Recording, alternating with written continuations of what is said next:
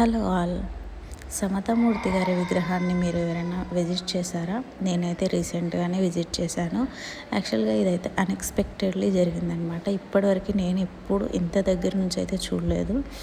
యాక్చువల్గా ఇక్కడైతే చిన్నజీవ స్వామి గారి ఆయుర్వేదిక్ మెడిసిన్ తీసుకుందామని చెప్పి నేనైతే ఇక్కడికి వచ్చాను.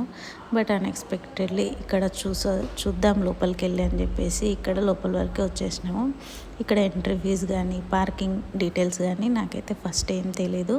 అక్కడ డీటెయిల్స్ తెలుసుకుంటే పార్కింగ్ 2 వీలర్స్ 25 రూపీస్, ఇంకా వేరే వెహికల్స్కి 50 అట్లా ఛార్జెస్ ఉన్నాయన్నమాట. ఎంట్రీ ఫీ వచ్చేసి 250 రూపీస్. లోపల 108 టెంపుల్స్ ఉంటాయంట. ఇది వచ్చేసి పెద్ద షెడ్ అనమాట. ఇక్కడ పూజకు సంబంధించిన పెద్ద కార్యక్రమాలు, అలాగే మీటింగ్స్ అట్లాంటివి ఏమైనా జరిగినప్పుడు ఇక్కడ షెడ్లో జరుగుతాయి. ఇది వచ్చేసి ఎంట్రీ. ఇక్కడ నుంచి మనకి లెఫ్ట్ సైడ్లో టెంపుల్ అనేది అయితే ఉంటుంది. ఇక్కడ చూడండి, ఆల్రెడీ విజిట్ చేసి వచ్చిన వాళ్ళు ఎక్కడెక్కడి నుంచో ఇక్కడికి చాలా పబ్లిక్ అయితే వచ్చేస్తున్నారు.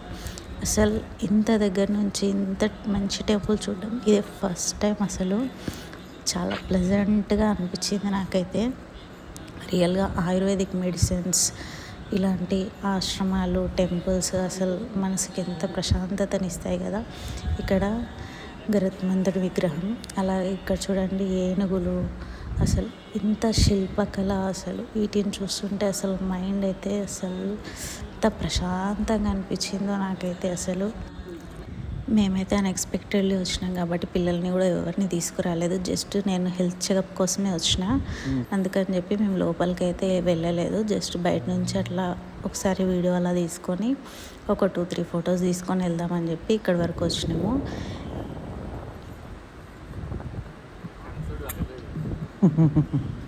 ఏదో జ్ఞాపకాల కోసం అంతే.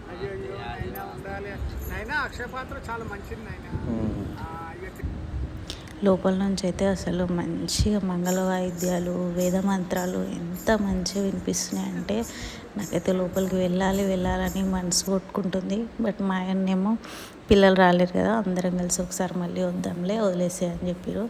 ఇంకా సరే ఓ రౌండ్ అట్లా వేసి వద్దామని చెప్పి ఇద్దరం కలిసి వెళ్ళినాం. ఇక్కడ ఇంకోటి ఏంటంటే పిల్లలకి కార్స్, అది చిన్న కార్స్ ఉంటాయి కదా, వాటితో ఆడుకోవడానికి ఇక్కడ గేమ్స్ కూడా అవైలబుల్ ఉన్నాయి. అట్లాగే ప్రసాదం కౌంటర్స్ ఉన్నాయి. పెద్దవాళ్ళు ఆడుకోవడానికి విజువల్ గేమ్స్ కూడా ఉన్నాయన్నమాట. అదే కంప్యూటర్లో ఆడతారు కదా, అలాంటి గేమ్స్ కూడా ఉన్నాయి. సో మీరు ఎప్పుడైనా ఫ్యామిలీతో కలిసి విజిట్ చేయండి.